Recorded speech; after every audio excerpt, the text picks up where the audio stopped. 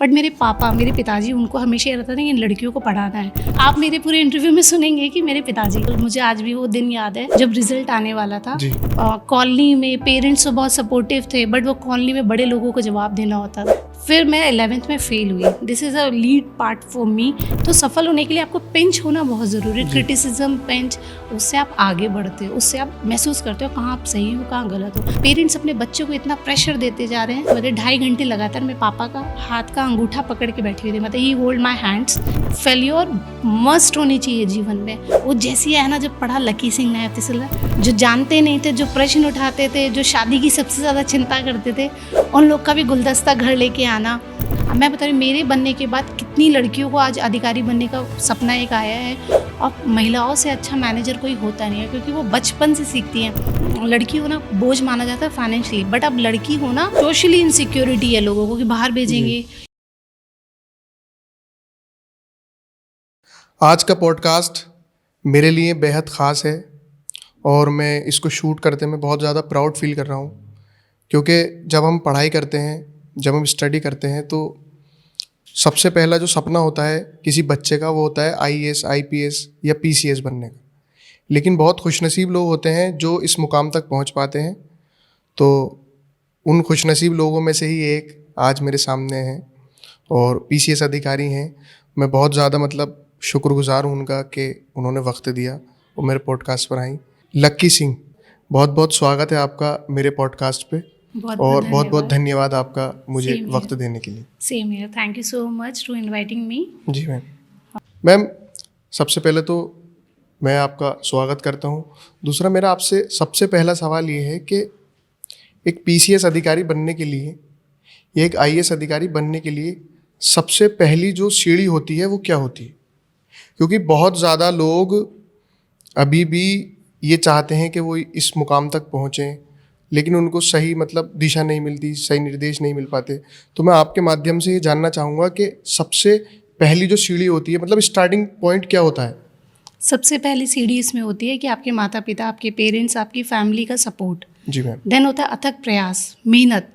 किसी का इंटेलिजेंस कम या ज़्यादा के कोई पैमाने नहीं है, आप कितने मेहनती हो, ये बहुत बड़ा रोल है एक IAS ऑफिसर या PCS ऑफिसर बनने के लिए। आपको अथक प्रयास करना है, लगातार आपके प्रयास रहने चाहिए और आप थकने नहीं चाहिए, क्योंकि ये बहुत फ्रस्ट्रेटिंग जर्नी है। आप 12 घंटे 13 घंटे पढ़ते हो और एक रिटेन करते हो अपने दिमाग में चीज़ों को, फिर अगले दिन फिर आप एक रिज़ल्ट का वेट करते हो। लेकिन आपको वो प्रयास में फिर कुछ लोग हारने लगते हैं, फ्रस्ट्रेशन होता है, डिप्रेशन होता है। तो उसमें family number 1 is your family. Family का सपोर्ट सबसे ज़्यादा ज़रूरी है, जो आपको सफल होने में, फेल होने में सबसे ज़्यादा सहयोग जिनकी फैमिलीज़ का होता है, मुझे लगता है वही परिवार के बच्चे आगे जा पाते हैं। जी। तो confidence is must and your hard work. जी मैम। अच्छा मैम, आपने जब PCS की तैयारी शुरू की तो ऐसा होता है कि जब हम करते हैं कोई भी तैयारी तो इंस्पिरेशन होती है हमारी, कुछ लोग इंस्पायर होते हैं कि भाई मुझे इनकी तरह बनना है या मुझे भी ये करना है। तो आपकी इंस्पिरेशन क्या थी? आपने क्यों चुना कि आपको एक IAS या PCS अधिकारी बनना है? मेरी सबसे बड़ी इंस्पिरेशन थी मेरी फैमिली में।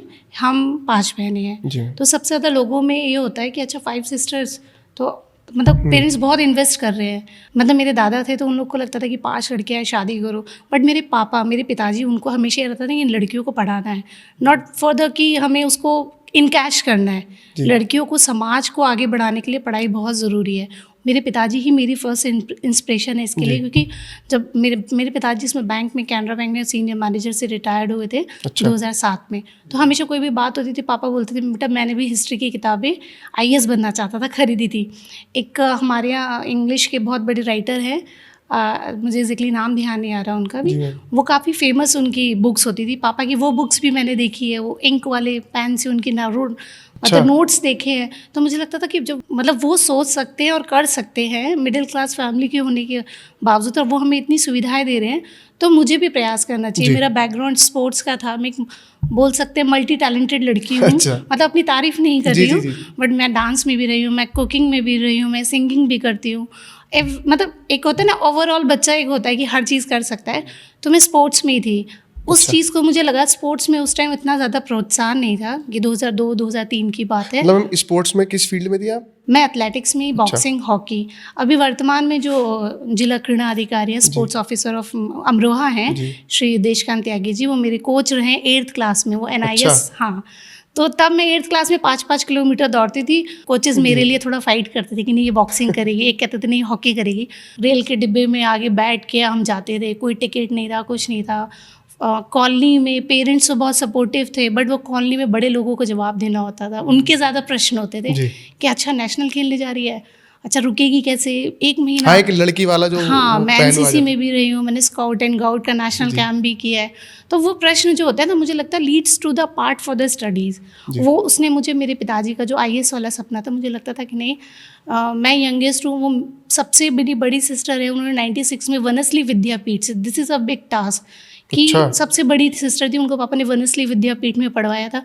और फर्स्ट टाइम में इतना, वहाँ सिर्फ 2 जोड़ी कपड़े होते थे खादी के, तो बहुत स्ट्रिक्ट एनवायरनमेंट होता। अब तो बहुत अच्छा एनवायरनमेंट है वहाँ पर।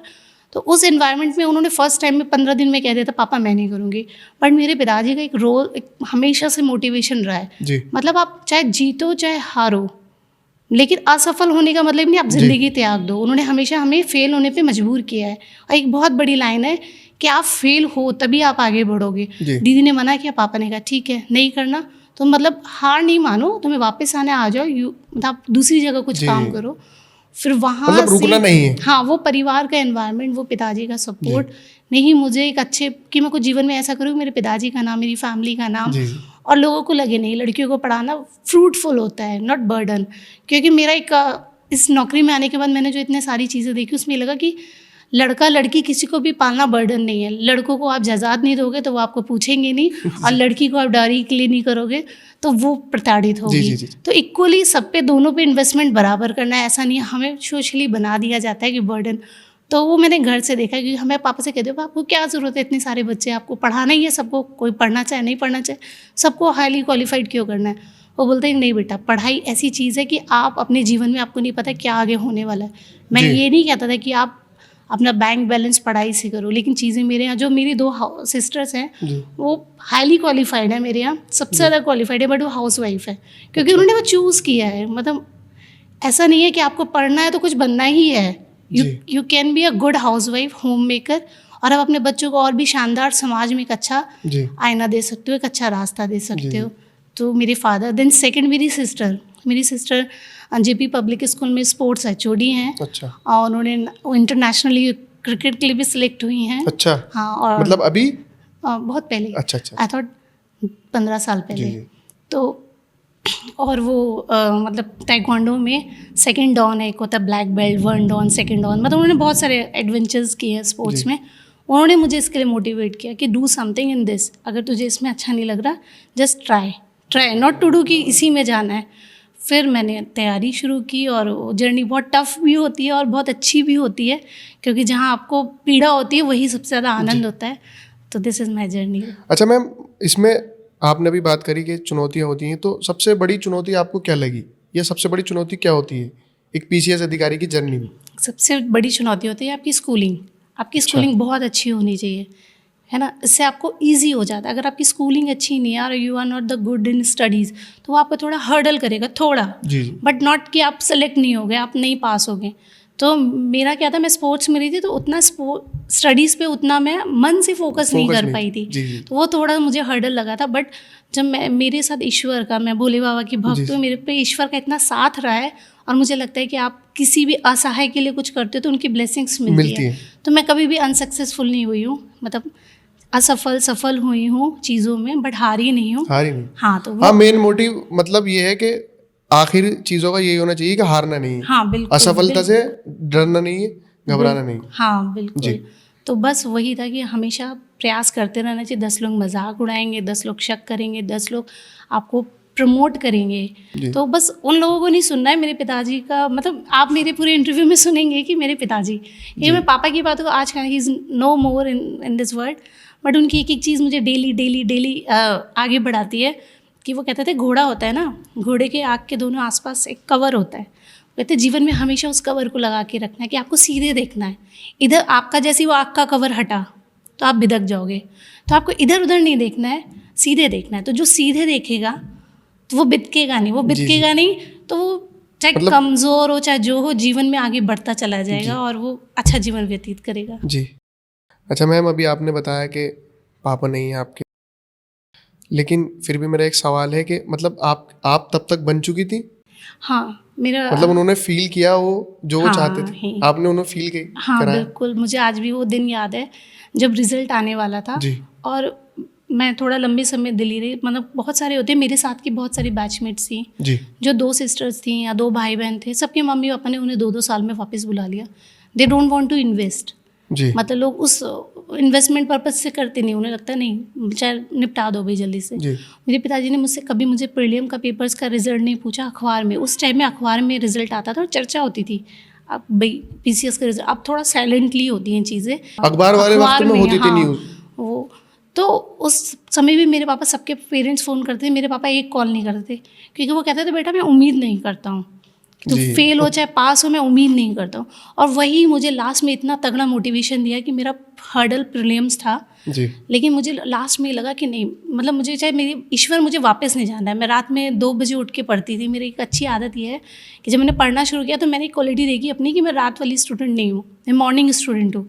तो मैं रात में, हाँ, मैं जल्दी सोती थी, चाहे इतनी लड़कियाँ पार्टी करती थी, कुछ करती थी, मैं अपना कमरा मतलब चिलती ठंड में मैं 2 कंबल ओढ़ के 2 लिहाफ ओढ़ के सोती थी, फुल पे पंखा चला के, ताकि किसी की आवाज़ ना आए और मैं 7 बजे सो जाऊँ, 8 बजे। मैं 2 बजे उठ के पढ़ती थी और मैं 3, साढ़े 3, 4 बजे जब 1 डेढ़ घंटे पढ़ने के बाद थोड़ा रिदम बनने के बाद मैं आकाश में बातें करती थी अपने पीक टाइम पे। कि ईश्वर मुझे खाली हाथ नहीं जाना है, मुझे अपने पापा को लेट डाउन नहीं करना है, मुझे यहाँ से खाली हाथ तो बिल्कुल नहीं जाना है। वो टाइम था मेरा फर्स्ट प्रीलिम्स हुआ, मतलब प्रॉपर पीसीएस में फर्स्ट मेरा मेंस हुआ उसी टाइम में, उसी में, और फर्स्ट ही मेरा इंटरव्यू क्लियर हुआ उसमें। मतलब फर्स्ट टाइम में मैंने पूरा अपना स्टेजेस क्लियर किए।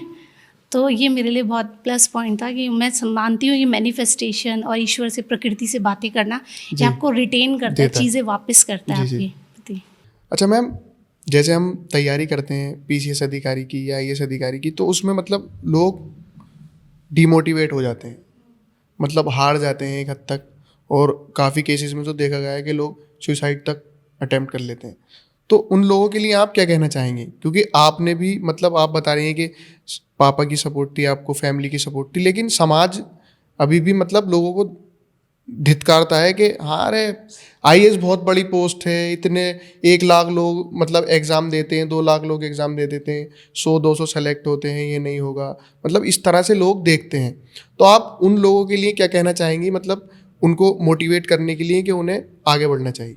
यहाँ पे मैं अपना एग्जाम्पल दूंगी, और this is not proud, this is very simple and journal to follow, कि आप मेहनती हो, बस आपके दिमाग में ये होना चाहिए आईएएस पीसीएस बनने के लिए या जीवन में कहीं भी सफल होने के लिए आप मेहनती। कैन यू बिलीव मेरे 5th से 8th क्लास तक हर रिजल्ट में रेड रेड रेड कुछ है। I should not open the hair, but मुझे लगता है कि जब मोटिवेशनल बात हो रही है और लोगों को पता होना चाहिए। मैं 10th में 46% है, क्योंकि मैं एनसीसी के मैंने 7 कैंप किए थे, 12-12 दिन के कैंप होते थे। मैं पूरे टाइम, हमारी प्रिंसिपल गुस्सा हो गई थी, मिशनरी स्कूल से मैं पढ़ी हूँ मुरादाबाद में, तो मिसेस टोड मैम थी प्रिंसिपल मैम। सुबह 8 बजे हम पहुँचे थे, 4 बज गया था, मैं और मेरी फ्रेंड थी, हम बाहर उनके घर के खड़े रहे। उन्होंने कहा तुम जैसे बच्चे हमारे जो है रिजल्ट ख़राब कर देते हैं, बट हमें क्या था, हमें था कि नहीं 10th हो जाएगा, हमें तो भाई, मुझे एसएसबी में जाना था उस टाइम, मेरा बड़ा पैशन था देश की सेवा, ये तो मुझे लगता था कि नहीं, मुझे एनसीसी का ये आरडीसी प्री आरडीसी कैंप की मुझे तैयारी करनी थी। तो वो मोटिवेशन की हमारा 10th में 46%, देन उसका एक डिफ़ॉल्ट ये हुआ कि अपनी चलानी है, दूसरे की सुननी नहीं है। मेरी बड़ी सिस्टर बहुत अच्छी थी पढ़ाई में, हाईली एजुकेटेड, 70% 80% वाली स्टूडेंट थी उस टाइम में वो। तो वो रहता था एक कंपैरिजन, परिवार में जब लोग आते हैं ना तो पूछते अच्छा ये बच्चा क्या कर रहा है, वो बच्चा क्या कर रहा है, तो मैं थोड़ा शेमलेस फील करती थी। स्पोर्ट्स वालों को बड़ा हीन दीन आवारा टाइप का समझा जाता था, और मैं वैसे तो बड़ी ग्रेडी टाइप की हूँ अंदर से, तो उस टाइम में तो इमेज अच्छी रहती थी कि नहीं बच्ची तो अच्छी है, लेकिन स्पोर्ट्स में कुछ कर नहीं पाएगी, वो मुझे पिंच करता था थोड़ा थोड़ा। फिर मैं 11th में फ़ेल हुई, this is a lead part for me, कि मैं जब 11th में फ़ेल हुई तो मेरे फादर ने हमें कभी ऐसे ना डांटा ही नहीं कभी भी ज़्यादा कुछ भी। मम्मी बहुत मारती पीटती सब थी, पिताजी बहुत प्यार करते थे। तो वो टाइम पापा ने थोड़ा सा मुझे ऐसे करा, कोई बात थी कि जैसे मुझे लगा ही हेट्स मी, तो मुझे फिर वो बहुत पिंच किया, just highly attach with my father, तो मुझे बड़ा पिंच किया कि नहीं अब मुझे करना है। तो सफल होने के लिए आपको पिंच होना बहुत ज़रूरी है, क्रिटिसिज्म, पिंच, उससे आप आगे बढ़ते हो, उससे आप महसूस करते हो कहाँ आप सही हो कहाँ गलत हो।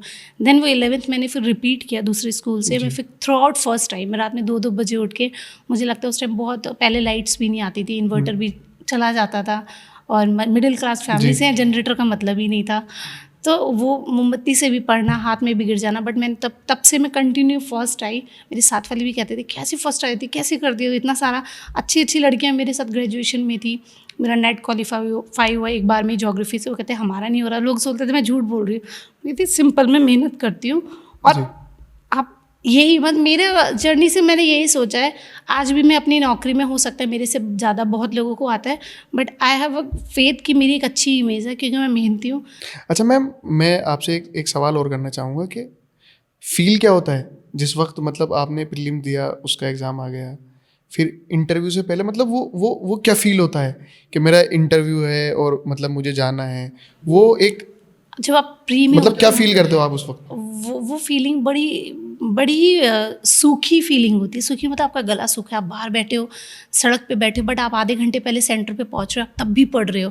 मेरी एक हैबिट है कि मैं तब भी लास्ट तक पढ़ती रहती हूँ कि पता नहीं कौन सा क्वेश्चन फंस जाए। मैं एंड ऑफ द गेट जहाँ जमा होना होता है अपना बैग वगैरह, तब भी पढ़ती हूँ। वो गला सूखने वाली स्थिति होती है, कौन सा क्वेश्चन आएगा कौन सा नहीं आएगा। फिर बस कुछ नहीं, आप बस शांति से बैठो और किसी के बारे में मत सोचो, मतलब आप ब्लैंक रहो और अपना आपने जो मेहनत की होगी ना दिल से, एक होता है पढ़ना और एक होता है दिल से पढ़ना। एग्ज़ाम में वही आपको लिखने में, वही आपके क्वेश्चन में हेल्प करेगा, वही आपके इंटरव्यू में हेल्प करेगा जिनको आप दिल से महसूस करोगे। इसलिए मेरे इंटरव्यू में बहुत अच्छे नंबर आए थे, जो बिल्कुल बिलीव नहीं था। वो होता है कि मेरी बड़ी फैमिली है, बहन भाइयों में डिस्कशन होना, हमने वो बिजली जाने का लुत्फ़ उठाया रात में कि मेरी बड़ी सिस्टर जो मैंने बताया स्पोर्ट्स में, नीरज जी, वो हमेशा ऐसे टाइम को यूटिलाइज़ करती थी कि ठीक है लाइट चली गई, चलो छत पे चलते हैं। लोग अंताक्षरी वैसे खेलते थे, वो हमें वर्ड्स की अंताक्षरी खिलवाती थी। अच्छा कि अच्छा ठीक है, कोई भी वर्ड हो गया, एनिमी हो गया, एनिमी के लास्ट में जो वाई आ रहा है, वाई से नया कोई अच्छा वर्ड बन रहा है, अच्छा वर्ड, फिर उससे सेंटेंस बनाओ। तो उससे हमारी एक वोकैबुलरी मेंटेन, इंग्लिश मेंटेन होती थी। तो उस ना अभाव को भी हम ना अच्छे से, कि हाथ से पंखा भी करना है और अच्छे से चांद तारों को भी फील करना है, और लाइट का वेट भी करना है, और इंग्लिश को इम्प्रूव भी करना है। तो वो जर्नी मतलब बड़ी आपदा में अवसर तलाश करना है। हाँ बिल्कुल बिल्कुल। तो वही चीज़ मेरे को आगे बढ़ाती रही, धीरे धीरे धीरे धीरे। वो छोटी छोटी जीवन की हर चीज़ आपको आगे बढ़ाती है जब आप महसूस करते हो। महसूस करना बहुत ज़रूरी है चीज़ों को। मैं आपको बहुत अच्छी एक मेंस की अपनी जर्नी बताती हूँ। मैं जब 10th क्लास में थी, जहाँ से मैं एकदम रेड रिजल्ट वाली स्थिति मेरी थी, मेरी सिस्टर है नियजी, जो मैंने आपको बताया, फिर से मैं उनका नाम ले रही हूँ। उन्होंने मुझे बोला था कि तेरे एग्ज़ाम में तुझे कुछ भी अच्छा लगता है, उस टाइम 2001-2 की बात है, तो उसको हाईलाइट किया कर। तो मेरे को नहीं पता था हाईलाइट मतलब मार्कर तो अब बच्चे इस्तेमाल करते हैं, उन्होंने तब बताया था। मतलब वो बहुत 10 साल 20 साल आगे की चीज़ें सोचती हैं। मैं पूरी कॉपी हरी कराई थी, मतलब पूरी कॉपी। और जो हमारी मैम थी वो उनके घर में लाइट चली गई कुछ, और उनको तो अपने घर में सारी कॉपियाँ चेक करनी थी। उस दिन असेंबली में उन्होंने बुलाया, एक चार्टा लगाया कि ये किस बच्ची की क्लास है, वो कॉपी थी। तो मैं बड़ी मतलब शर्म आई, 10th क्लास में थप्पड़ खाना, इट्स वेरी बैड। तो मुझे बड़ा मतलब वो जो 2 साल थे ना मेरे 10th एंड 11th वाले, उसमें बहुत कुछ सीखा, वो बहुत कुछ मैंने सीखा। हालांकि उन्होंने थप्पड़ मारा, बहुत अच्छा मारा। फिर मुझे समझ में आ गया कि नहीं, पूरी कॉपी थोड़ी रंगनी होती है, आपके क्वेश्चन आंसर में जो इंपॉर्टेंट है उसे रंगना है।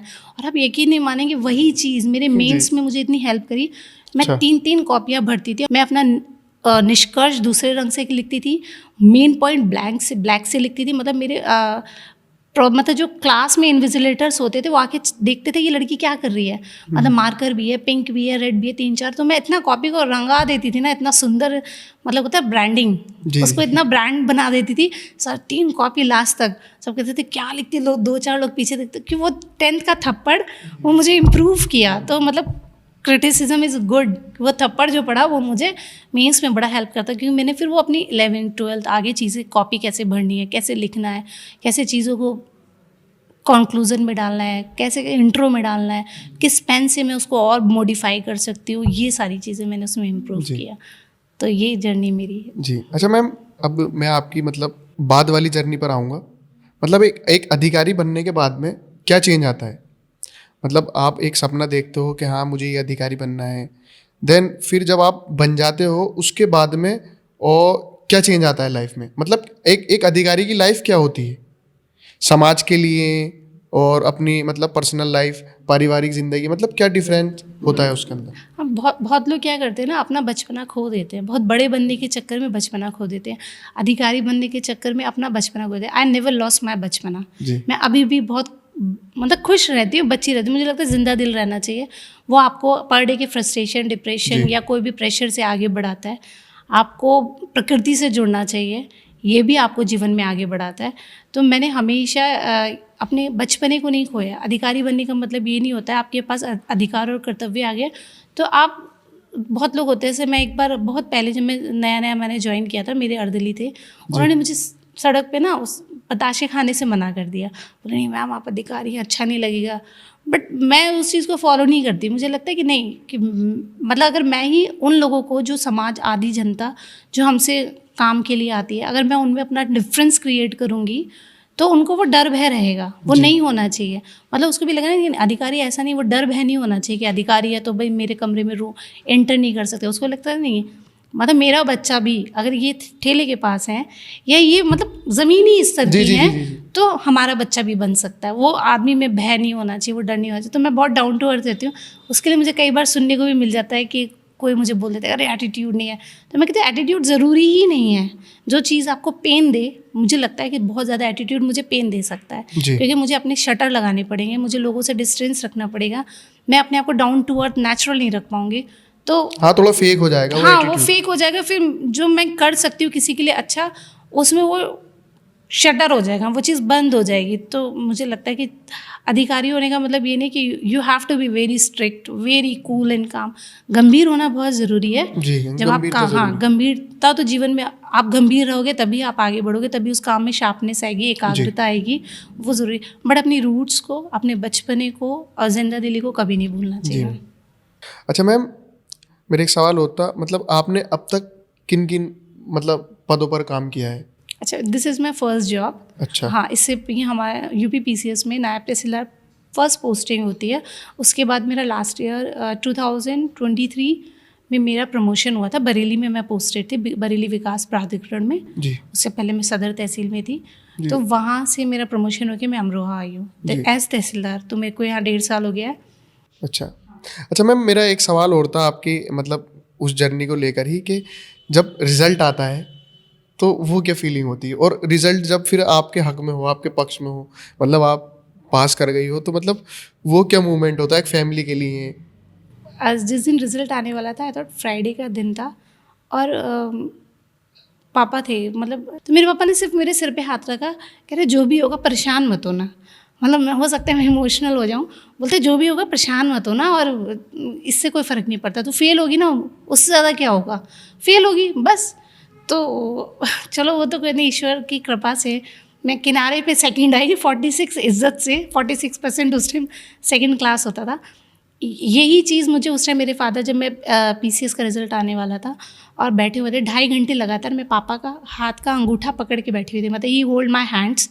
और वो हर रिज़ल्ट पे ऐसे कहते थे, मैं कहती पापा अगर इस बार नहीं हुआ तो इट्स वेरी लेट। मतलब बहुत ज़्यादा 2007 में मेरे फादर रिटायर हो गए, और उसके बाद पढ़ाना, मतलब लड़की को पढ़ाना बिग टास्क। मैं भी सोचती हूँ, मैं भी इन फ्यूचर बहुत ज़्यादा सोच के ही अपने बच्चों पे इतना इन्वेस्टमेंट कर पाऊँगी, लेकिन मेरे रूट्स ऐसे हैं कि मैं वो अपने बच्चों के साथ नहीं करूँगी, क्योंकि मेरे पिताजी ने नहीं किया, मैं भी उनको वही पाथ दूँगी।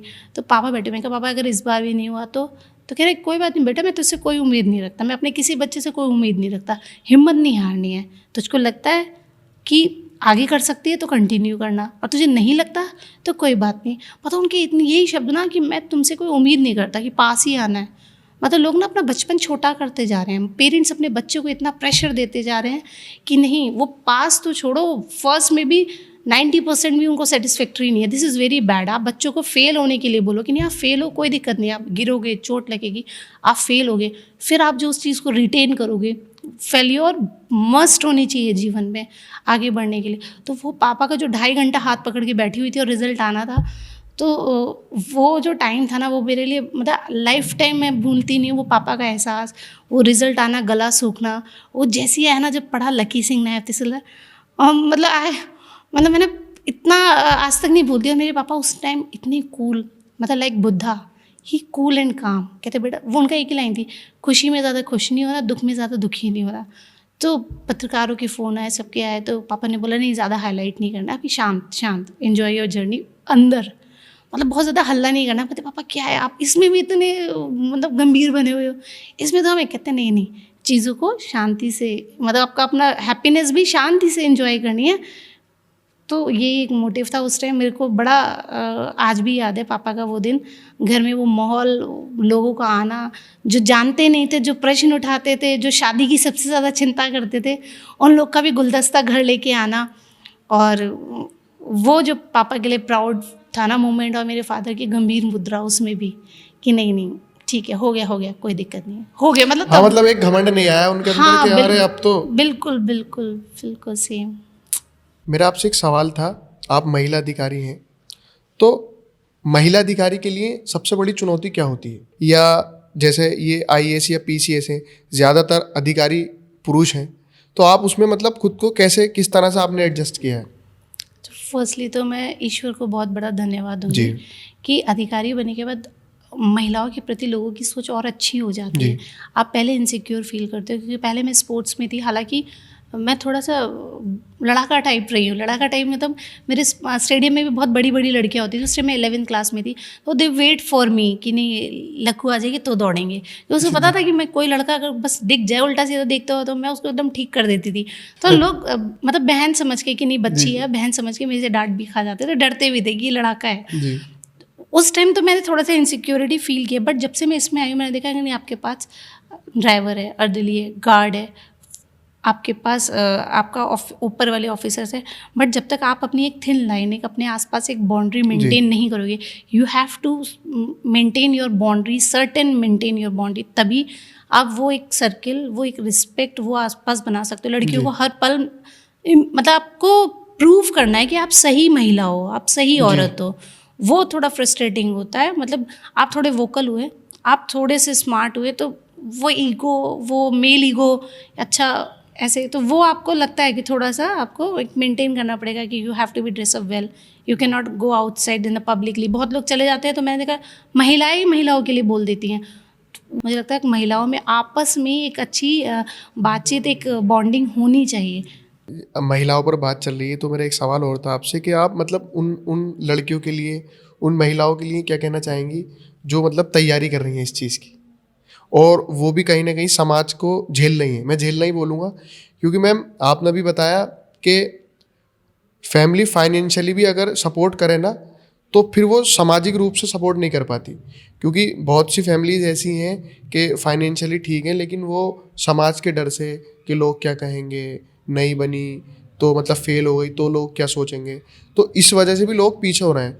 तो मेरा आपसे सवाल था कि मतलब उन लोगों के लिए, आप उन महिलाओं के लिए क्या कहना चाहेंगी जो अभी इस फील्ड में आने के लिए मतलब तैयारी कर रही हैं? उन महिलाओं को मैं कि जो आपको समय मिला है आप उसको सदुपयोग करो, क्योंकि पेरेंट्स बहुत मुश्किल से वो समय देते हैं। क्योंकि मैंने देखा है अपनी साथ वाली काफ़ी हॉस्टल मेट्स को कि वो आउट गोइंग, पूरा दिल्ली घूमना, सब कुछ, टाइम ना वेस्ट करें, उस चीज़ को यूटिलाइज़ करें। क्योंकि आप जहाँ टाइम आप वेस्ट करेंगे, तो जो गांव से, जो शहर से वो लड़की आ रही है, पर उन 100 लड़कियों को गलत मैसेज जाएगा। वो पेरेंट्स जो भेजना भी चाह रहे होंगे वो भेजेंगे नहीं। अब मैं बता रही हूँ, मेरे बनने के बाद कितनी लड़कियों को आज अधिकारी बनने का सपना एक आया है। सारे समाज के लोगों में, चाहे वो आजकल फेसबुक से चीज़ें वायरल होती हैं, लोगों में एक मैसेज जाता है कि नहीं भाई फलां की लड़की बन के हमें भी पढ़ाना है। बहुत लोग मेरे बनने के बाद अधिकारी बने हैं कि नहीं उन्होंने पढ़ाया है तो हमारे बच्चे भी बनेंगे। मैम मैं आपसे एक सवाल और करूँगा कि मतलब एक पारिवारिक जीवन को और एक सामाजिक जीवन को, मतलब एक जीवन तो आपका है पारिवारिक जीवन, और एक आपकी ये अधिकारी हैं आप, मतलब मैं कहूँगा सरकारी ही एक तरह से है, तो मैम इसको आप किस तरह से मैनेज करती हैं? क्योंकि बहुत ज़्यादा एक अधिकारी के ऊपर बहुत ज़्यादा जिम्मेदारियाँ होती हैं, क्योंकि उसको सब कुछ देखना होता है, और फिर अगर आप फैमिली में आओ तो फिर फैमिली की जिम्मेदारियाँ भी हैं, तो मतलब आप इन दोनों को किस तरह से मैनेज करती हैं? पहले तो ये टेस्ट होता है, सबका टेस्ट अलग होता है। तो जैसे मैं धीरे धीरे बड़ी हुई तो मैंने अपनी मदर को बहुत ज़्यादा हार्ड वर्किंग, फैमिली ओरिएंटेड, परिवार के लिए तो वो टेस्ट मेरे अंदर है। मैं कितनी भी थकी होती हूँ तो बहुत लोग बोलते हैं आई हैव 2 पेट्स, तो लोग बोलते हैं इतने बिजी शेड्यूल में इनके लिए कैसे टाइम निकालते। एक होता है आपके अंदर की मन का, आपके अंदर मन का है तो आप मैनेज कर लोगे। और महिलाओं से अच्छा मैनेजर कोई होता नहीं है, क्योंकि वो बचपन से सीखती हैं, अरे भाई छोटा है उसको देख लो, बड़ी बहन है उसको देख लो। ये तो मैनेजमेंट फीमेल्स के अंदर आता है, तो वो मैनेज हो जाता है जी। कि आपको अपनी जॉब के साथ इतने हाई इतने टफ शेड्यूल के साथ आप कैसे भी घर की एक चादर का एक तकिया भी आपको अगर टेढ़ा मेढ़ा दिखा जी। तो वो भी आपको कैसे सुधार के रखना है, ये आपके टेस्ट के ऊपर है। जी। अच्छा मैम, अब मैं मतलब थोड़ा गर्ल्स एजुकेशन की तरफ, वुमेन एम्पावरमेंट की तरफ आना चाहूँगा, क्योंकि इस पॉडकास्ट के ज़रिए एक मेरा मकसद ये भी है कि मतलब ज़्यादा से ज़्यादा लड़कियों को इससे इंस्पिरेशन मिले, क्योंकि लड़कियां पीछे रह जाती हैं और समाज भी उनको मतलब कहीं ना कहीं, हम कितनी भी बात कर लें इक्वल होने की, लेकिन इक्वल नहीं कर पाते, पीछे रखते हैं लोग। तो मैं आपसे पूछना चाहूँगा कि आप उन लड़कियों को क्या मैसेज देना चाहेंगे? मैं फर्स्टली फीमेल्स को, उन सभी फीमेल्स को एक मैसेज ये देना चाहती हूँ कि आपको खुद से ही अपनी जेंट्री के लिए साथ देना होगा। मैं उसको अपने व्यक्तिगत उदाहरण से फिर से बताना चाहूँगी। जैसे मेरी दादी थी, वो इलिटरेट थी, बट उन्होंने हमें ऐसे कांच की गोलियों से 1 2 3 सिखाया है। जी। मतलब वो खुद फीमेल थी, बट वो महिलाओं के लिए बहुत समर्पित थी कि नहीं पढ़ना है। उनके सपोर्ट से हम लोग सब लोग पढ़ पाए, मेरी और सिस्टर्स, मेरी बुआ लोग पढ़ पाए। मेरी 5 बुआ हैं। अच्छा। उनमें से एक बुआ जी मेरी, सोचिए आप, दिल्ली में 82 की बात है, 82-86 की बात है, जब मैं पैदा भी नहीं हुई थी, तब उन्होंने हॉकी का स्टेट खोला हुआ है।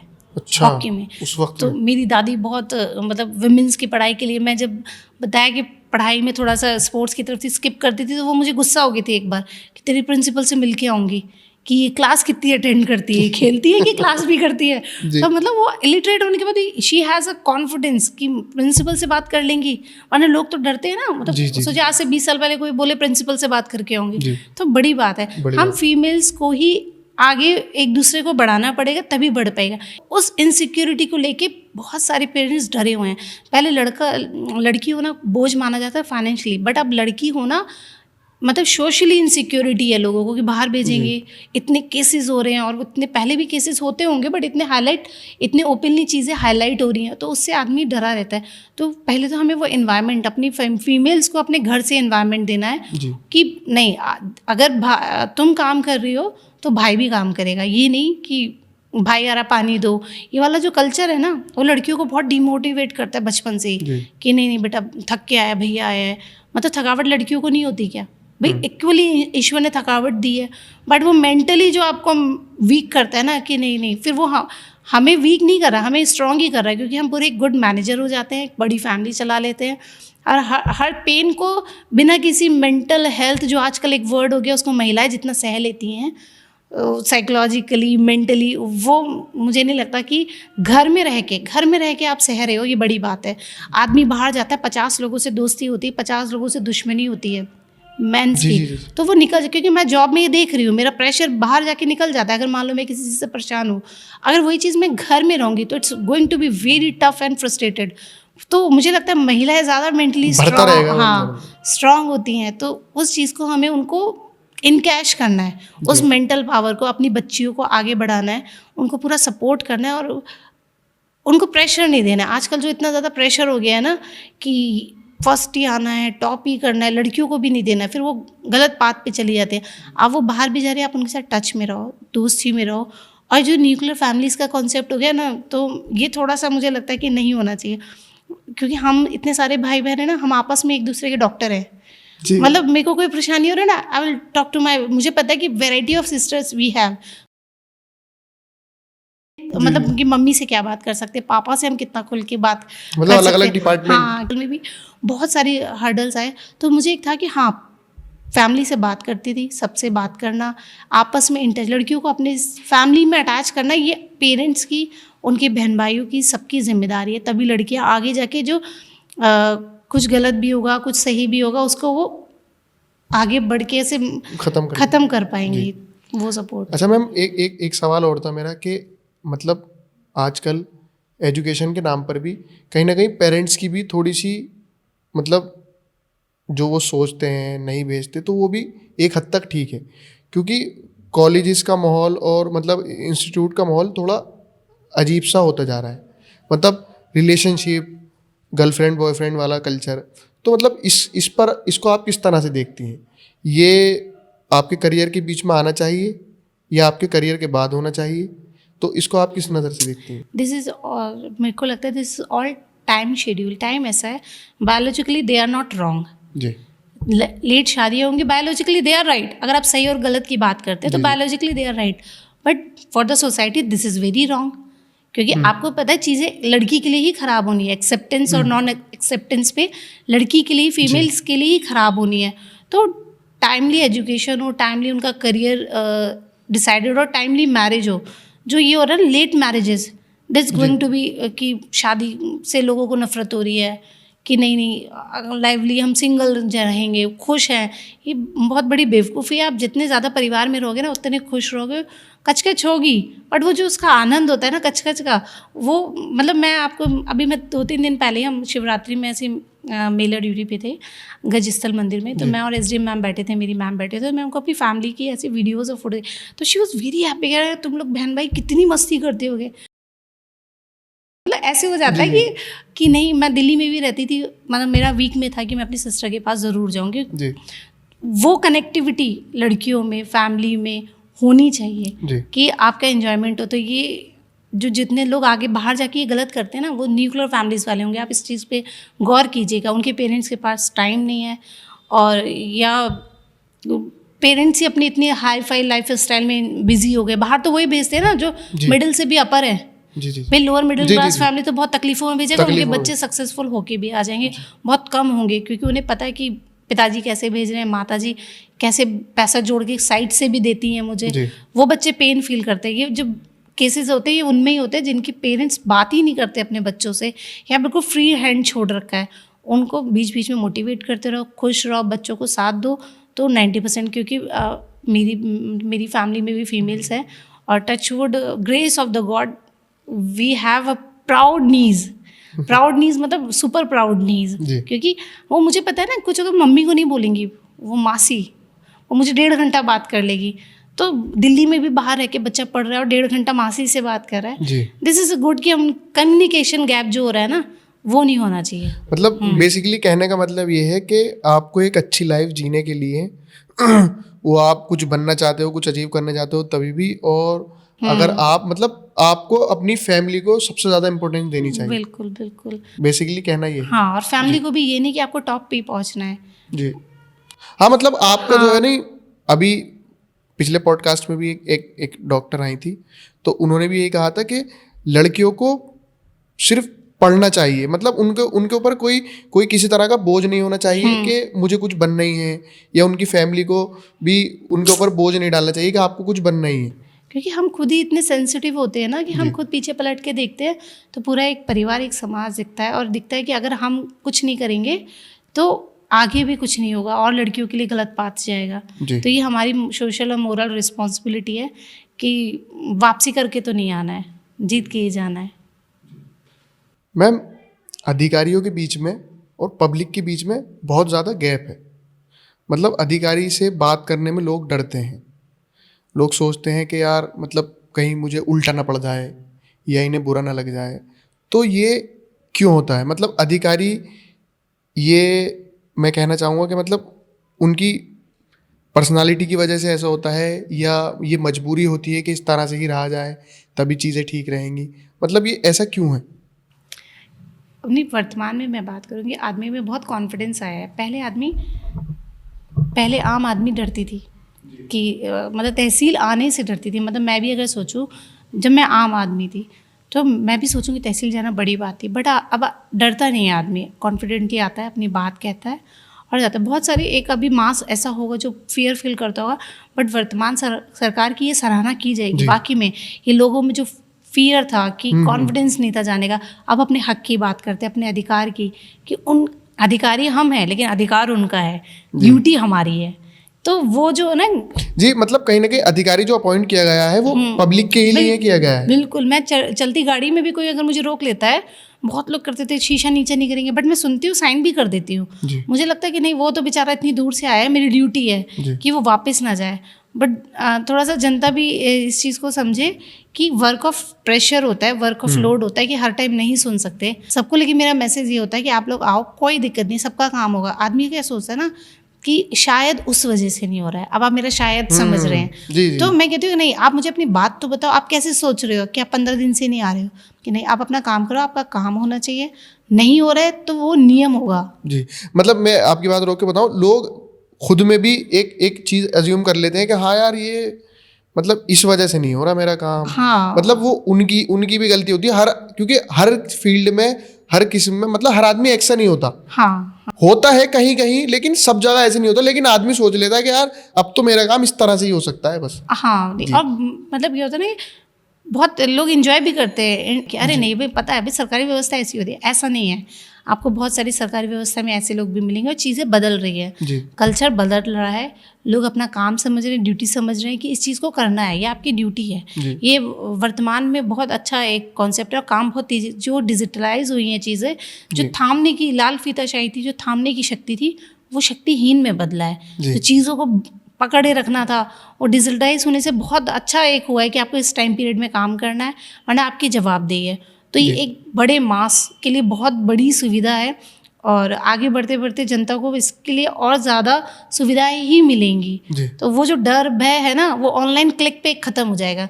वो आपको गेटवे जो तहसील तक आने वाला था, या आपको सरकारी विभाग में जाने वाला था, वो आपको घर बैठे। तो इसके लिए एजुकेशन बहुत ज़रूरी है, आपको मोबाइल चलाना आना चाहिए, आपको इंटरनेट, मतलब आप अपनी चीज़ों को नेट के माध्यम से हिंदी वर्जन से भी चेक कर सकते हैं, इंग्लिश वर्जन से भी। तो मुझे लगता है 4 से 5 साल में तो सबके हाथ में विभाग होगा, हाथ में ऑफिस होगा आम आदमी के, कि वो अपना काम अपने फोन के माध्यम से कर लेगा। एक चीज़ और है कि मतलब अभी मैंने देखा है, मतलब लोग शिकायत करते हैं ना मौजूदा वक्त में, तो मैम इस वक्त में मतलब सुनवाई अच्छी होती है, कॉल्स आती हैं उधर से कि आपका मतलब निस्तारण हुआ नहीं हुआ, इस चीज़ को मतलब ठीक हुआ या नहीं हुआ, तो ये बहुत हो रहा है। लेकिन ये है कि पब्लिक को भी सोचना चाहिए, आपकी बात ठीक है कि भाई चीज़ें जो है सिस्टम से चलती है। पेशेंस नहीं है लोगों में, वो एक ही शिकायत 10 पोर्टल पे करता है, और जवाब देने वाला एक ही आदमी है। रिसोर्सेज उसके भी हैं, प्रिंट के, मतलब मिसयूज ऑफ द पेपर है ना, प्रिंट है कि एक ही चीज़ का जवाब आपको 10 एंगल से देना है, और वही आदमी दे रहा है।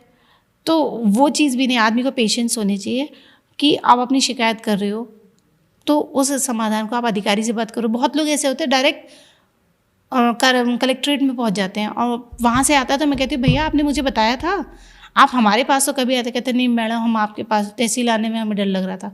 तो ये है, तो फिर उनको थोड़ा कंफर्ट करते, बुजुर्ग होते हैं, उनको समझाते हैं। तो बहुत लोग एक मैसेज जाता है, जब आप साल 6 महीने काम करते हो तो लोगों में एक अच्छा मैसेज आता है। वर्तमान में हमारी जिलाधिकारी महोदय बहुत अच्छा इस संदर्भ में काम कर रही हैं कि जो काम वाकई में होने लायक स्थिति में भी नहीं होते हैं, बट वो प्रयास करके लोगों को समझा के, बुझा के, कम्युनिकेशन जो गैप होता है अधिकारी और आम जनता में, उसको तारतम्यता बनाते हुए वो काम सुलझ भी रहे हैं, और एक अच्छा संदेश आम आदमी में जा रहा है कि हमारा काम होगा। जी, कहीं ना कहीं सरकार में मैं कहूँगा कि अधिकारियों का जो है ना दबदबा थोड़ा ज़्यादा है, और वो होना भी चाहिए। मतलब खुल के काम करना बहुत ज़्यादा ज़रूरी है, समाज के लिए भी और वैसे भी। अच्छा मैम, मेरा एक सवाल आपसे और था कि मतलब लोग आपसे कैसे कनेक्ट कर सकते हैं? आप एक PCS अधिकारी की पोस्ट पर हैं आप, तो मतलब लोग आपसे किस तरह से कनेक्ट कर सकते हैं? मैं इसके माध्यम से चाहूँगा, क्योंकि लोगों के जो डर है, जो खौफ है, मतलब मैं चाहूँगा कि आप बताएं कि आप मिल सकते हैं नॉर्मली, मतलब कोई इतनी बड़ी बात नहीं है, नहीं आप मिल सकते हैं। बिल्कुल बिल्कुल। I attend my office 10 AM sharply, और उसके बाद आदमी आता है, बात करता है, बिल्कुल एंट्री है, no door close, no something की नहीं। हाँ, बट जब हमारा एक होता है कि 12 बजे के 2 बजे के बाद हमारा अपने विभाग का इतनी सारी इन्फॉर्मेशन देनी होती है। एज तहसीलदार मेरी भूमिका होती है सबको कंट्रोलिंग में काम करवाना, तो वहाँ बैठ के फिर बार बार जनता आएगी तो वो डिस्टर्बेंस होगा। तो उसके लिए मतलब जनता को भी होना चाहिए, एक टाइम ड्यूरेशन बनाया, अपनी समस्या लेकर आओ, फिर उसका निस्तारण पक्का होगा। पूरे दिन की प्रोसेस में वो चीज़ अटकती है, वो उससे कभी कभी हो जाता है कि मैं थोड़ा सा रूड भी हो जाती है कि नहीं भाई ये टाइम नहीं है। आदमी हो सकता है हताश होकर जाए, 4 लोगों को बोले, वो गलत मैसेज कन्वे करे, है ना। तो जनता को भी 10 से 12 का थोड़ा ध्यान रखना होगा, 10 से 2 ही हो जाए, लेकिन वो चीज़ कि हम उनको सुन पाए, समझ पाए, जो समय है समझने का। तो वो चीज़ मैं तो हमेशा ओपनली सबको बुलाती हूँ, सबको काम करती हूँ, और टचवुड एक अच्छी इमेज है कि नहीं मैम जो है ऐसे शोषण नहीं है कुछ भी। मुझे लगता नहीं वो आ रहा है आदमी। मतलब मेरे फादर रिटायरमेंट के बाद पापा ने एडवोकेट एज पापा ने अपना वो कराया था, लॉयरशिप पापा ने बहुत पहले की थी, इवनिंग क्लासेस की थी अपने जॉब टाइम में। तो पापा ने अपने आप को बार काउंसिल में अपने को एनरोल कराया, एज एडवोकेट पापा काम करते। तो मुझे पता है कचहरी में जाके जब मैं जॉब नहीं कर रही तब भी कि कितना लोगों को डर होता है, कचहरी मतलब बड़ी बात मानी जाती है जाना। बट अब नहीं है, अब लोग जा रहे हैं, अपना काम करा रहे हैं। और फ़ोन ने इतनी सुविधा दे दी है ना कि आपको सिर्फ एक छोटी जगह नहीं कनेक्ट होना है, आप डायरेक्ट लखनऊ कनेक्ट हो जाओगे थोड़ी देर में ही। जी। तो वो डर भय कि नहीं मतलब माननीय मुख्यमंत्री जी तक हम लोग कनेक्ट हो जाएंगे, आम आदमी को वो जो कम्युनिकेशन गैप जो वो खत्म हुआ है एक क्लिक से। जी तो मैं वही तो बता रहा हूँ। मैं मतलब मैं कॉल करूँगा ना अभी किसी परेशानी में, तो फिर मुझे सीधा वहाँ से कॉल आएगी कि भाई आपकी परेशानी दूर हुई नहीं हुई। तो इससे कहीं ना कहीं मतलब भ्रष्टाचार भी और सारी चीजें लगभग समाप्ति हो चुकी है, क्योंकि वहाँ जवाब देगी तो फिर अधिकारी कोई देनी है कि भाई आपने क्यों नहीं किया। नहीं बिल्कुल, बहुत सारी मेरी शिकायतें आती है, जैसे हमारे आईजीएस होता है उस पर आदमी शिकायत करता है, तो मोस्ट ऑफ द जो मुझे थोड़ा डाउटफुल लगती है मैं ज़रूर कॉल बैक करती हूँ अपने नंबर से और मैं उससे बात करती हूँ। फिर मैं उससे बताती हूँ कि सही समाधान क्यों नहीं हो पा रहा है आपका। और फिर भी मैं कहती हूँ मान लीजिए कोई चीज़ ऐसी है, निजी चीज़ों में हमारा हस्तक्षेप बहुत रूल्स एंड रेगुलेशन के अंतर्गत होता है, फिर भी मैं कहती हूँ एक बार आप आइए, मैं लेखपाल से कहती हूँ आप भी आइए, आपके सह खातेदार भी आए, हम दोनों को बैठ के बुला के बात करते हैं। बहुत मामले सुलझ भी जाते हैं। आदमी जो तहसील आने भर से ही डर जाता है, तो बहुत आदमी जो दूसरे पक्षकार को परेशान कर रहे हैं ना दबंगे में, वो फिर भी थोड़ा समझ जाता है, अच्छा मान जाते हैं आदमी, मतलब अच्छा बुरा दोनों साथ साथ चलता है, तो नौकरी वैसी कटती है। मैम मेरा एक सवाल और था कि मतलब एक तहसीलदार के दायरे में क्या क्या काम आता है, मतलब आपको क्या क्या देखना पड़ता है एज अ तहसीलदार? तहसील मतलब पूरी तहसील ही तहसीलदार की होती है। अच्छा। सारे कार्मिक उसके अंडर में होते हैं, उसको अपने कार्मिकों को कंट्रोल करना होता है। ऑफिस के जितने भी आपके पटल हैं, जैसे हमारे यहाँ रिकवरी सर्टिफिकेट जारी होते हैं, उनकी वसूली सबकी जवाबदेही तहसीलदार की होती है। जितना भी सरकारी लैंड है उसकी जवाबदेही, उस पर अवैध कब्जे हैं, वैध कब्जे हैं, किस तरीके के हैं, कितनी आपकी लैंड आपको खाली करानी है। मतलब अभी मैं एक जगह विजिट करके आई थी, तो वहाँ पे किसी ने बना लिया था, तो मैं बिल्कुल अल्टीमेटम उसको 4 दिन का लिख कर दे के आई हूँ। हो सकता है नहीं कहीं चीज़ें मैनेज हो गई हों, बट मैं स्ट्रिक्टली ऑन स्पॉट उसको वेरिफिकेशन करके आई खुद से निकल के कि नहीं 4 दिन में आपका ये कब्जा हटना चाहिए, मेरे होते हुए नहीं होगा। बहुत लोगों ने फ़ोन किया इधर उधर से कि नहीं मैडम, मैंने कहा नहीं मेरे होते हुए नहीं होगा। मतलब व्हेन आई विजिट देयर तो मेरी मोरल ड्यूटी है, व्हेन आई नो दिस तो मेरी मोरल ड्यूटी है, मेरी अपनी ड्यूटी है कि मुझे उसको नहीं कराना है। तो यही सारा अपना मैनेज करना होता है। आपको लॉ एंड ऑर्डर में भी आपकी ड्यूटी लगती है। जैसे शिवरात्रि अभी गया है, फिर अभी जो सारे धर्म के त्यौहार होते हैं हमारे यहाँ, तो उसमें भी हमारी ड्यूटीज़ लगती हैं। तो अच्छा मैडम, कुछ प्रेशर रहता है जैसे मतलब होती है कहीं ड्यूटी लगती है तो एक प्रेशर तो रहता होगा ना चीज़ों का। Touchwood Amroha is a very quite and peaceful district. हाँ, अमरोहा शांत शहर है, यहाँ इतना कुछ मुझे टेंशन नहीं हुआ है, मतलब पीसफुली होता है। यहाँ के लोग बहुत अच्छे हैं। टचवुड। मैं आपकी मतलब थोड़ी पारिवारिक ज़िंदगी बनाना चाहूँगा। आपकी मतलब शादी हुई है, तो आप इस लाइफ को किस तरह से मैनेज करें? मेरे हस्बैंड जो है बरेली में पोस्टेड है एज ट्रेजरी ऑफिसर। अच्छा। तो वीक के 5 दिन तो अकेले ही मैनेज करने होते हैं। और क्या होता है सैटरडे मतलब आते हैं वो सैटरडे, संडे हम लोग फैमिली एंजॉयमेंट होता है। आई हैव 2 पपीज़, तो now recently I don't have kids. तो मतलब एक अच्छा संडे जाता है। और मेरा घर पास में ही है, मुरादाबाद ही है, तो कभी कभी ज़रूरत पे हम वहाँ भी विजिट कर लेते हैं। तो मतलब मैम उनके साथ में आपका मतलब कैसा बॉन्ड है? जैसे आप दूर रहते हैं तो चीज़ें ठीक रहती हैं या इतनी टफ जॉब है ना एक्चुअल में कि उसको मैं टफ बोलूँगी तो कल मुझे मंडे थोड़ा भारी पड़ेगा। तो इतना टफ जॉब है कि आप सुबह ही जैसे उठते हो तो आपको पता है आपके दिमाग में काम चल रहा है कि आप ठीक है आप वॉक कर ली। मैंने पैट से इसलिए रखे, मैं थोड़ा आलसी हो गई थी और जॉब को बहुत ज़्यादा सीरियसली लेने लगी थी कि नहीं 24/7 वॉक जॉब हो, तो वो मुझे प्रेशर दे रहा था। तो सितंबर में मैंने एक बहुत प्यारे शिजू पैट्स लिए हैं, तो मैं उनके साथ मेरी प्रॉपर वॉक होती है इवनिंग मॉर्निंग। तो वो जो आपका बायोलॉजिकली आपका जो हार्मोनल चेंजेस होते हैं ना, आप खुश होते हो, तो वो प्रेशर वाली चीज़ें भी आपको अच्छी लगती हैं, आप खुश होते हो। आप ऑफिस में भी तो आपको पता है कि हाँ, तो दे आर विद मी कि हाँ चलो अच्छा सा, मुझे बहुत अच्छा लगता है, मेरे लिए बहुत हीलिंग है। मैं आपको बहुत पॉजिटिव इंसिडेंट बताती हूँ। मैं जानवरों के प्रति ना मतलब मुझे ऐसे करुणा रहती है उनके लिए बहुत। हाँ मैं जब दिल्ली में पढ़ रही थी, मेरा मेंस था, मैं सुबह 6 बजे उठ के पढ़ रही थी, बट एक कौवा, ये हमारे तीसरे माले पे हम रहते थे, उससे भी ऊंचा यूकलिप्टस का पेड़ था, एक कौवे की बहुत ज़्यादा चीखने की आवाज़ आ रही थी, तो मुझसे ना इसे सहा नहीं जा रहा था। तो उस टाइम तो थोड़ा प्रैक्टिकल और आपको सेल्फिश भी होना पड़ता है ना कि नहीं, तो लेकिन मुझसे रुका नहीं गया। मैं 6:30 पौने 7 बाहर गई और मैंने देखा ये एक जैसे बच्चे पतंग उड़ाते हैं, तो वो जो मांझा रह जाता है ना, उसमें उस कौवे का पर फंस गया था और वो ऐसे लटका होता स्लांट सा, और वो बेचारा तड़प रहा है इतनी ऊंचाई पे ना, वो तो गिर पा रहा ना। ऐसे करते करते 10-11 बज गया, मेरा मन भी इतना, मतलब 10 बज गया था, मेरा मन भी इतना कचोट रहा, पढ़ाई में भी नहीं लग रहा। तो उस टाइम इतना फ़ोन वोन भी नहीं होता था, मतलब था नया नया फ़ोन शुरू किया था। तो मैंने बहुत सारे NGOs में ऐसे गूगल सर्च कर कर के नंबर पे, फिर मैंने संजय गांधी हॉस्पिटल में कॉल किया, और you don't believe proper ambulance आई इसके लिए। एक एम्बुलेंस आई प्रॉपर उन्होंने, और एम्बुलेंस आने के बाद, चूँकि वो जो एम्बुलेंस वाले थे वो बेचारे इतने मोटे थे, वो 2 सीढ़ी, क्योंकि पेड़ बहुत ऊंचा था, 2 सीढ़ी चढ़ाने के बाद वो चढ़ नहीं पाए थे। फिर गाँव के बच्चों को बुलाया गया, क्योंकि दूर से थोड़ा वो लोग चढ़े, उस गाँव को, उस कौवे को उतारा। हालांकि मेरी मजाक बहुत उड़ी, हॉस्टल में लेके भी सब लैंडलॉर्ड, अरे भैया ये कौवे को बेचारी, एक एम्बुलेंस इतनी बड़ी बुला ली है कौवे के लिए।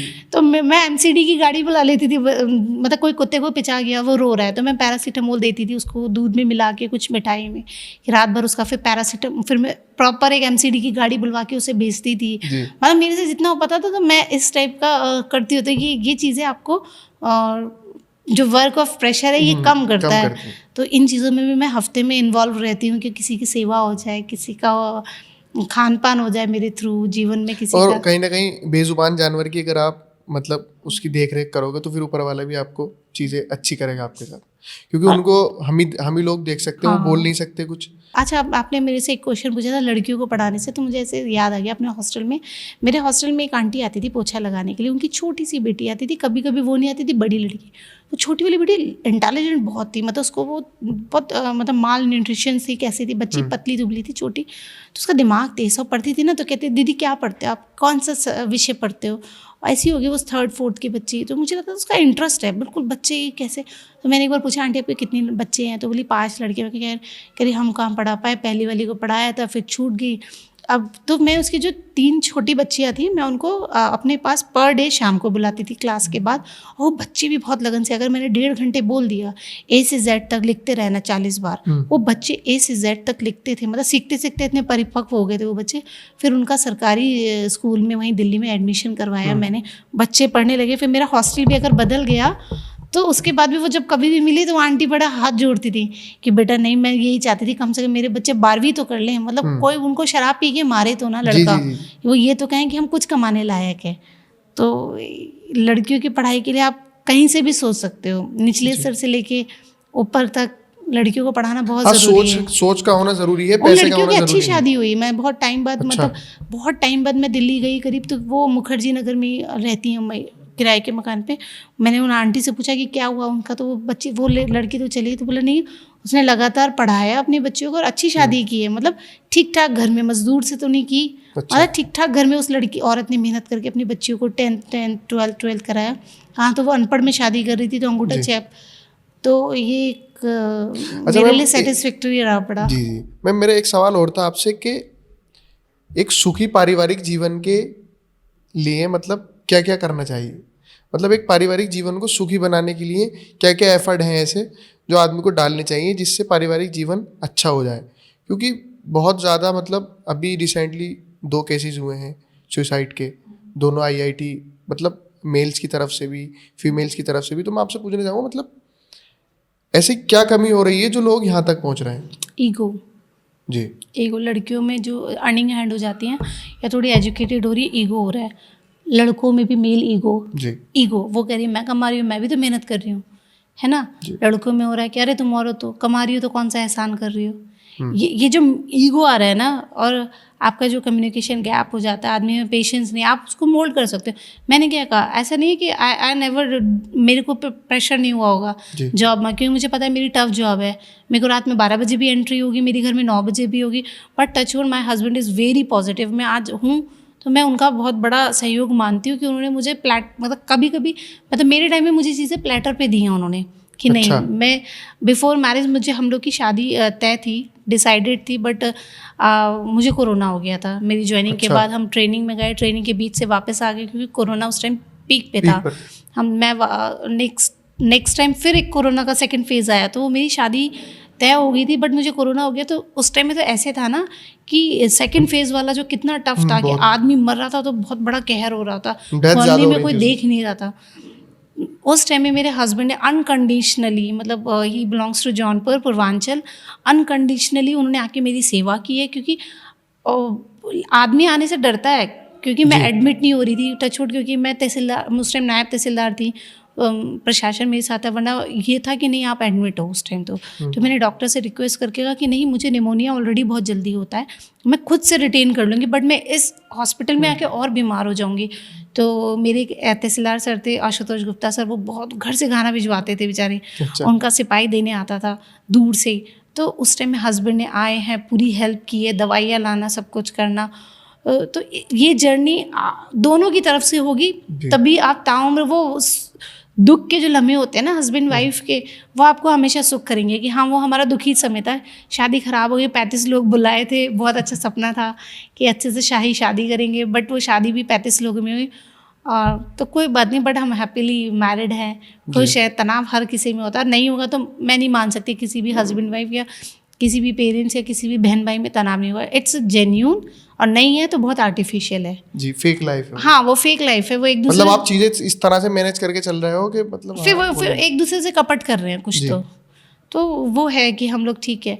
My husband is very very mature person, very cool and काम, बट वो मेरा बचपना बिल्कुल एक्सेप्ट करते हैं कि आई एम वेरी किडिश। तो मैं कहती नहीं, हाँ मतलब मुझे पता है कि बाहर मुझे गंभीर होना है, तो वो उस चीज़ को कि नहीं, उसको पसंद है वैसी पसंद है, तो आप जैसे हो वैसे ही एक्सेप्ट करो। मैं उनकी कामनेस बोरिंग हो जाती है, बट मैं उनकी कामनेस एक्सेप्ट करती हूँ, वो मेरा चाइल्डिश नेचर एक्सेप्ट करते हैं। और ये जो मैं एक अच्छा एग्जांपल दूंगी, जो बिजली बनती है वो कभी भी पॉजिटिव पोल से नहीं, मतलब नेगेटिव और पॉजिटिव इलेक्ट्रिक करंट्स होते हैं तब बिजली बनती है। तो वैसे ही हमारा रिश्ता होता है, वो अगर आपने ज़्यादा चीज़ें नेगेटिव हो गई तो भी स्पार्क होगा, ज़्यादा पॉजिटिव होगी तब भी स्पार्क होगा। तो अप एंड डाउन होना बहुत ज़रूरी है, वो आपके प्यार की, आपके जीवन की, आपके परिवार की एक अच्छी निशानी होती है। जी आपने सही कहा मैम। तो मतलब खैर बहुत अच्छी बात चल रही है हमारी, ख़त्म करने का दिल तो नहीं कर रहा। I never prepare for this, I just कि go with the flow। जी नहीं, बहुत ज़्यादा मज़ा आया बात करके, तो मैं चाहता तो हूँ कि इसको मैं और कंटिन्यू करूँ, लेकिन हमें मतलब वक्त की तंगी है तो कंप्लीट करना पड़ेगा। तो आपका बहुत बहुत शुक्रिया मेरे पॉडकास्ट पे आने के लिए। Thank you so much. मेरे लिए, मैं आपको एक बात और बता दूं कि बहुत ज़्यादा मैं प्राउड फील कर रहा हूँ कि मैं एक PCS अधिकारी का मतलब पॉडकास्ट कर रहा हूँ। मैं हो सकता है आज I was a boxer player also। Ji yeah, sometimes today I feel ना I'm here, I also feel कि I'm just, मैं बहुत ज़्यादा ना अपने आप को, मुझे लगता है ठीक है स्थिर होकर सोचती हूँ, बट आज मैं अपनी क्वालिटीज़ बहुत समय बाद काउंट कर रही हूँ, तो मुझे लग रहा है कि नहीं, जैसे I am a complete package of a good human being. जी तो बहुत ज़्यादा मतलब मुझे मज़ा आया पॉडकास्ट शूट करके, और ये मैं सच बता रहा हूँ कि हो सकता है मतलब आज मैं ठीक से सो भी नहीं पाऊँ, क्योंकि मेरे लिए बहुत ज़्यादा मतलब प्राउड मूवमेंट है ये। और बहुत बहुत शुक्रिया आपका मेरे पॉडकास्ट में। सेम हेयर, मुझे खुद से दोबारा जोड़ने के लिए बहुत बहुत धन्यवाद, क्योंकि बीच में अभी एक मैसेज भी आया और मुझे थोड़ा सा टेंशन आपको दिखी होगी, क्योंकि काम आ जाता तो लगता है अच्छा कैसे मैनेज करना है चीज़ें, तो खुद से अपने आप को जोड़ना बहुत ज़रूरी है। तो आज मैं आपको बहुत बड़ा धन्यवाद अपनी तरफ से कहूँगी कि आपने मुझे खुद से जोड़ा, जो मेरी जर्नी को दोबारा मुझे याद कराया। वो एक टाइम, वो टफ प्लस हैप्पीनेस, सब कुछ का जो एक कॉम्बो पैक होता है जीवन का, वो बहुत यादगार मेरे लिए रहेगा। ये फर्स्ट पॉडकास्ट है मेरा, तो आई एम वेरी हैप्पी। जी मैम, थैंक यू। अच्छा, मेरा एक लास्ट मैसेज ये है कि महिलाएं अगर सोचती हैं कि वो जो विमेंस एम्पावरमेंट और ये फेमिनिज्म वाली चीज़ें हैं, तो मुझे लगता है कि ईश्वर ने दोनों ही चीज़ें बनाई हैं, और हम महिलाएं भी पुरुषों के सहयोग से और पुरुष भी हमारे सहयोग से आगे बढ़ सकते हैं। हम जितनी भी महिलाएं, हमारे पिता का सहयोग बहुत होगा, हमारे हस्बैंड्स का, हमारे भाई का वो प्रोटेक्शन, मतलब वो एक कॉम्बो पैक होता है कि हम महिलाएं आगे बढ़ेंगी, आगे जीवन जिएंगे। तो इसलिए वो जो फेमिनिज्म में जो टेस्ट आएगा जीवन का, आगे बढ़ने का महिलाओं के लिए वो पुरुषों के सहयोग से भी ज़रूरी है, और महिलाओं के सहयोग से पुरुष आगे बढ़ेंगे। जो इतनी सारी ये अभी जो पुरुष सुसाइड कर रहे हैं, तो मुझे लगता है कि उनको थोड़ा सा पेशेंसफुली चीज़ों को हैंडल करना चाहिए। वाकई में कुछ चीज़ें हैं, क्योंकि एज बीइंग एजुकेटिव मजिस्ट्रेट मैं कई जगह देखती हूँ कि कुछ केसेस में भी ऐसा होता है कि पुरुष प्रताड़ित होता है, कुछ केसेस में होता है वाकई में महिला प्रताड़ित होती है। तो हम अपने आप में एक यूनिटी रखेंगे तभी एक मैसेज जाएगा। फर्स्टली हमें अपने घर में, अपने जेंडर में एक यूनिटी, अपने एक जेंडर में एक इक्वलिटी लानी पड़ेगी आपस में, तभी हम दूसरे को कहेंगे वो गलत है, ये गलत है कि पुरुष गलत है। नहीं, आप अपने आप में, हम महिलाओं में एक शक्ति होती है कि आपस में हम लोग फीमेल एक दूसरे की जो होता है ना चाची ताऊ वाली बुराई या देवरानी जिठानी वाली, उसको हम एक यूनिटी में मेंटेन करेंगे तो चीज़ मैसेज एक बढ़ा जाएगा समाज में।